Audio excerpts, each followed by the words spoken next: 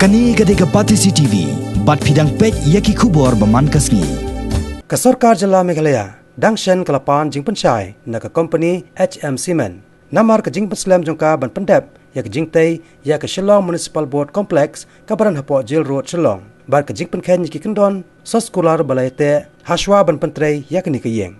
Ke Sorkar Jala Kelapa ya ke ni Jingpan Jingpenshai, sya ke ni ke company, hadin ba ke ni ke company Kamshem Nala ban Siu, ya ke Bai Shimwai, Jaka sya ke Sorkar. Kabakot hadu R.San Folklore, bat mentah ke Sorkar kala aipor lai benai ke ni ke company ban ai ke jubab. Katkum ke Soskolar ke Shillong Municipal Board kala aiwai hadu lai postnem ya ke ni ke Jaka sya ke ni ke company, kaban pentrikam ya ke Shillong Municipal Board Complex. Hadin mengilayo ya ke Shillong Parking Officers. Notice you bahun jubab la ulak ya berbuat terima ba ini department guna kami tiga kompleks keduni kamtam mentali pisu ba kadang kam hari ka kompleks ma ban ko sedang no ya ka office jam municipal hangti tidak kalau kumni mud kakta ini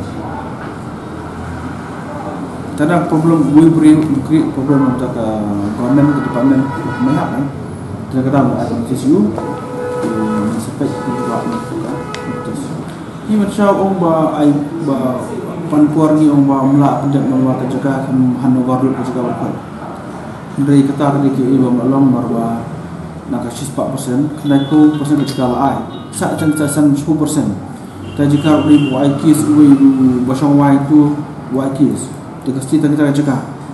Mereka jista pada yang building itu area belum 90% bersih bu. Kompleks klien kita kesal saya kamu juga ya. Kompleks yang berapa? Almost 90% to finishing. Kalau saat tangka final touch finishing. 0.5 square feet. Ilahan awar yang kini kerja macam semen 6290. 0.80 square feet,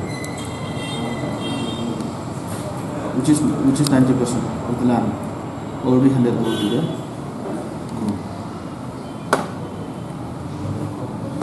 Notice bagi hak mereka kena terjun. Waiting. Bawa mesti masih mereka dius jaga department.